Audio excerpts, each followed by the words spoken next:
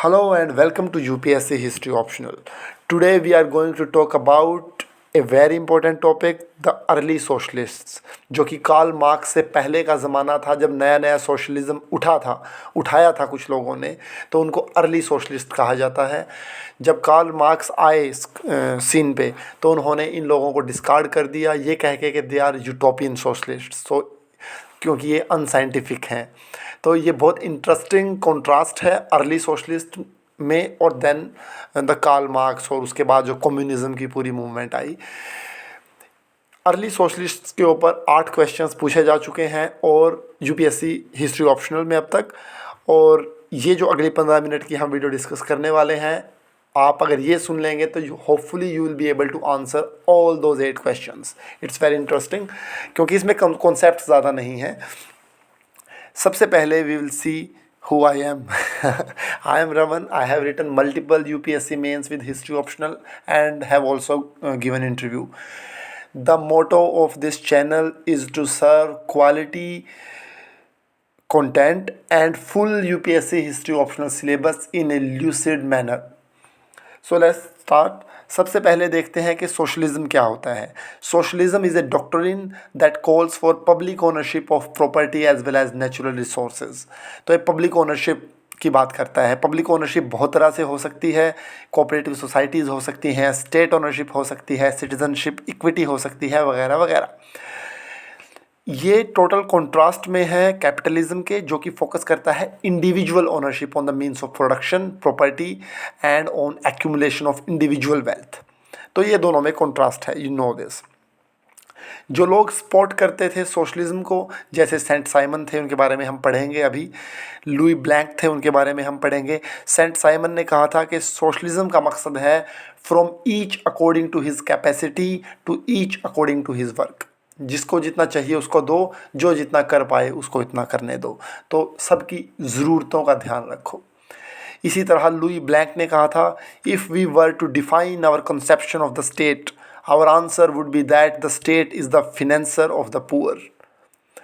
वही जो welfare economics जो चल रही है। तो this is those who supported it.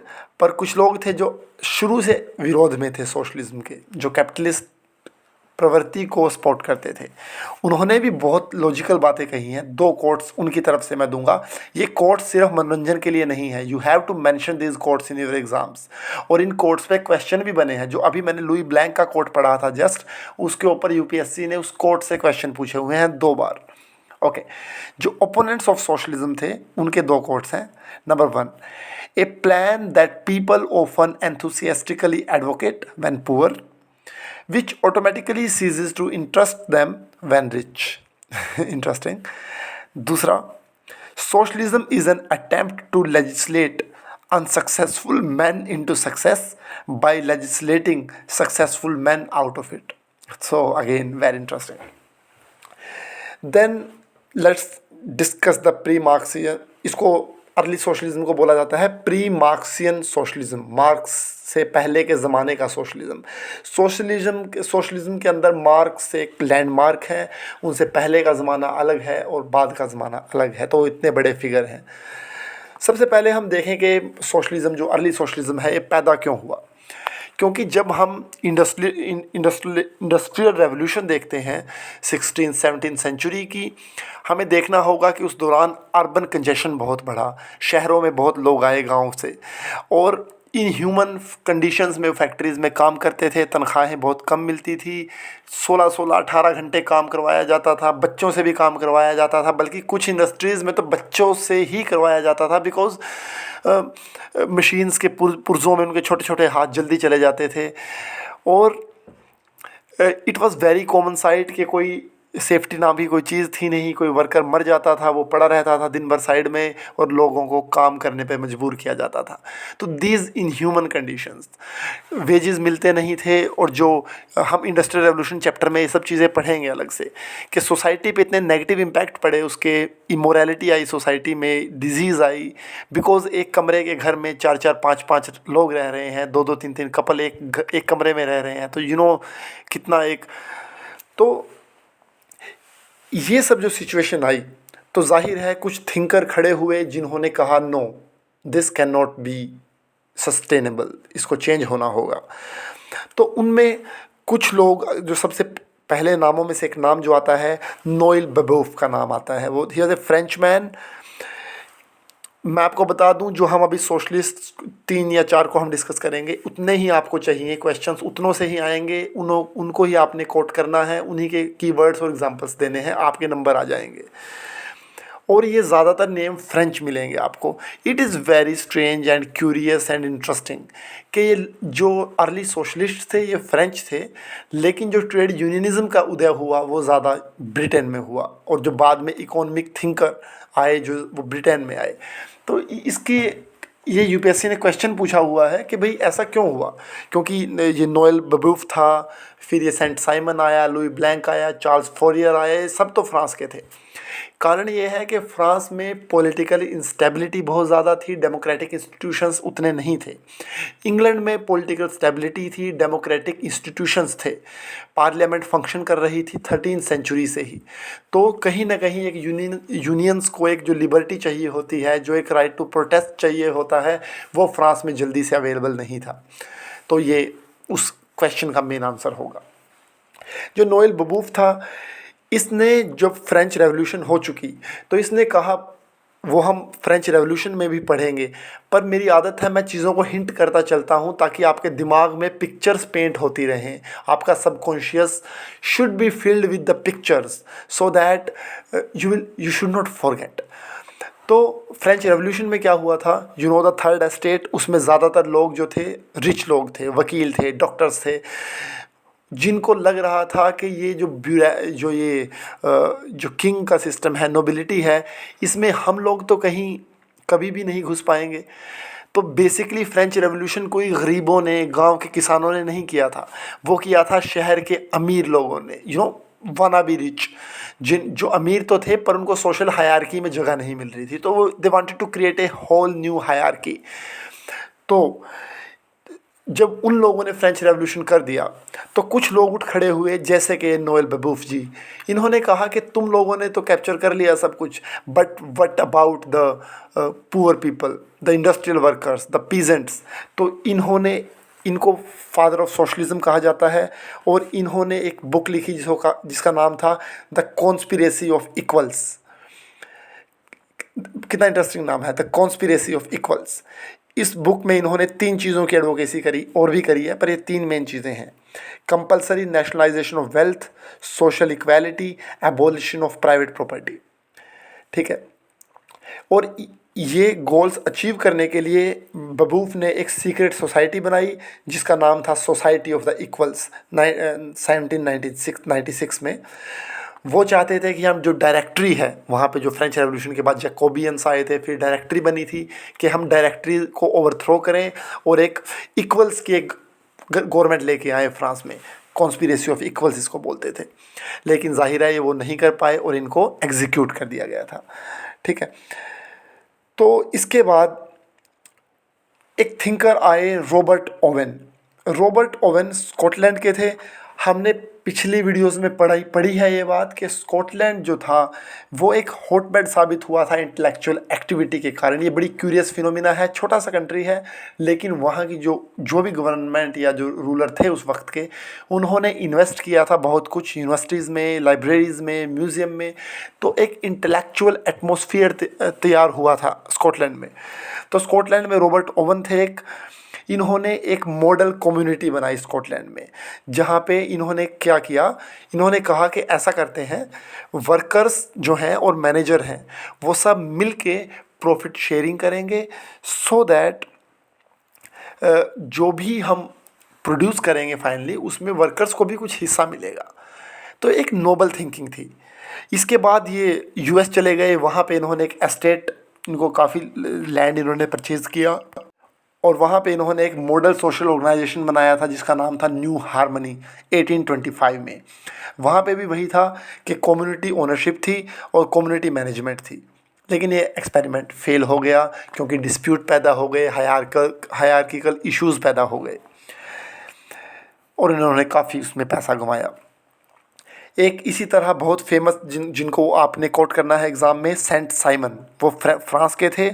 उन्होंने बोला कि सोशलिस्टिक रीऑर्गेनाइजेशन करो सोसाइटी का। उन्होंने बोला कि रिकंस्ट्रक्शन करो सोसाइटी का on the basis of spontaneous cooperative associations, जिनको कहा जाएगा ऑर्गेनाइजेशन। वो पब्लिक ओनरशिप में तो विश्वास नहीं करते थे सेंट साइमन। उनको लगता था कि देखो प्रॉपर्टी तो प्राइवेट ही होनी चाहिए, लेकिन कहीं न कहीं वर्कर्स को भी उनका राइट मिलना चाहिए। एक पैसिफिस्ट उनका एटीट्यूड था। वो खुद कोई रॉबर्ट ओवन की तरह बहुत बड़े बिजनेसमैन नहीं थे। वो एक सिंपल थिंकर थे। पॉवर्टी में मरे हैं, बड़ी गुमनामी में मरे हैं, जीते जी ज़्यादा उनको पूछा भी नहीं गया कहीं। पर उनके मरने के बाद उनके आइडियाज़ को काफ़ी एक्सप्लोर किया गया, री इन्वेंट किया गया, और एक पर्सन उठ खड़ा हुआ जिसका नाम था Louis blank. He sought to systematize the vague ideas of Saint Simon after his death। और इन्होंने, सेंट साइमन ने जो ऑर्गेनाइजेशन नाम की संस्था के लिए आह्वान किया था, लुई ब्लैंक ने एक किताब लिखी, the organisation of labour, again उसी तर्ज पे कि लेबर को उसका हक मिले। इसी तरह एक थिंकर थे चार्ल्स फोरियर, वो भी एक फ्रेंच थे, जिन्होंने बोला कि उन्होंने क्लर्क के तौर पे काम किया था एक प्राइवेट कंपनी में, जहाँ पे उन्होंने बहुत क्लोजली देखे थे हॉरर्स ऑफ कैपिटलिज्म। तो उन्होंने बोला कि एक फेलेंस्ट्रीज स्थापित करें। हर एक फेलेंस्ट्री में 1500 लोग होंगे। वो लोग खुद काम करेंगे विन विन बेसिस पे, जिसको जो इंटरेस्ट होगा, जिसको जो टैलेंट होगा, उसके बेस पे काम करेगा, और जो प्रॉफिट है उसको शेयर कर लिया जाएगा। वो भी बाद में यूएस चले गए थे, और ला यूनियन नाम का उन्होंने संस्था बनाई थी, जहाँ पे अगेन वो काम करते रहे थे इंडस्ट्रियल वर्कर्स के लिए, गरीबों के लिए। तो यही फिनोमिना था। अगर आप देखेंगे इन सब की टोन पैसिफिस्ट थी, मॉडरेट टोन थी। ये चाहते थे एक ब्रिज बनना कैपिटलिस्ट और कॉमन लोगों के बीच में। इनको लगता था कि कैपिटलिज्म के अंदर से एक चेंज आ सकता है, कैपिटलिज्म का एक बेनाइन फेस बन सकता है। अगर आप ध्यान लगाओगे, again history should be linked, it makes it much more interesting. अगर आप इंडियन मॉडरेट्स की बात करोगे, जो इंडियन मॉडरेट्स थे, जो इंडियन नेशनल कांग्रेस के अर्ली पीपल थे, उनका भी यही एटीट्यूड था कि ब्रिटिश और इंडियंस के बीच में एक ब्रिज बनाया जा सकता है। British system can be reformed from with in.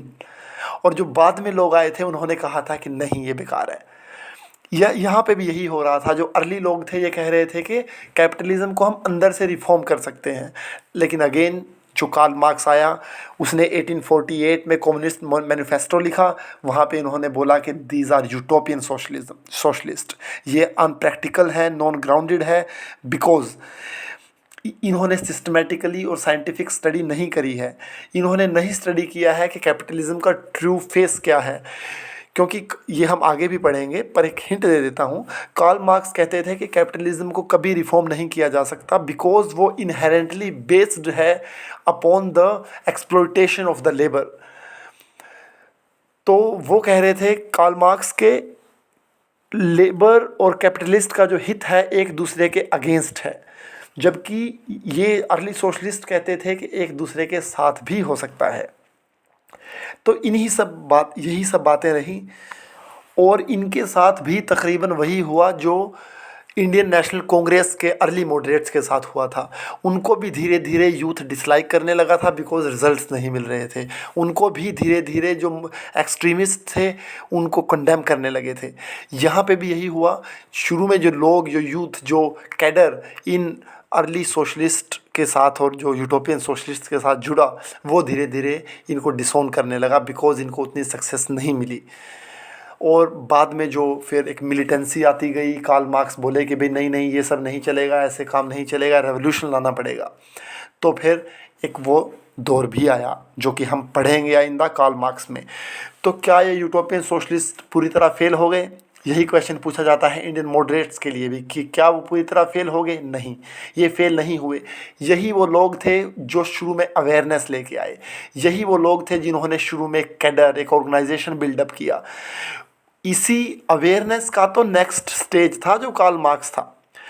अगर ये नहीं होते तो शायद कार्ल मार्क्स भी नहीं होता, बिकॉज इन्होंने एक प्लेटफॉर्म सेटअप किया जहाँ पे खड़े होके कार्ल मार्क्स जैसे नए लोग आए, और वो फिर उन्होंने मूवमेंट को आगे लेके गए। और इन्हीं की वजह से ब्रिटिश में चार्टिस्ट मूवमेंट आई, रिफॉर्म मूवमेंट आई, ट्रेड यूनियंस बाद में खड़े हुए। तो ये नहीं कहा जा सकता कि the early socialist were A failure, बल्कि ये कहा जाएगा कि उनका नाम गोल्डन अक्षरों में लिखा जाएगा, जिन्होंने अपना सब कुछ लुटा दिया और बदले में उनको ग्लोरी तक नहीं मिली। तो this was it largely. Of course अगर आप बहुत डिटेल में पढ़ना चाहें तो आप स्टैंडर्ड बुक्स से पढ़ सकते हैं, पर मेरा चैनल यूजुअली आपके लेजर टाइम के लिए है। आप पढ़ाई के साथ साथ इसको सुन के एक जनरल आइडिया चीज़ों का ले सकते हैं। ये तो बात मैं कभी भी नहीं कहूँगा कि आप सिर्फ इन वीडियोस को देख के और 300 नंबर क्रैक कर सकते हैं। You know it's not possible. ये आपको एक जनरल आइडिया देने के लिए है, इनिशिएट करने के लिए हैं। Ultimately you have to read the things a bit more in detail, है ना। So that was it. If you want to consult me for one-to-one consultation and mentorship, contact on the WhatsApp number given in the description. Thank you.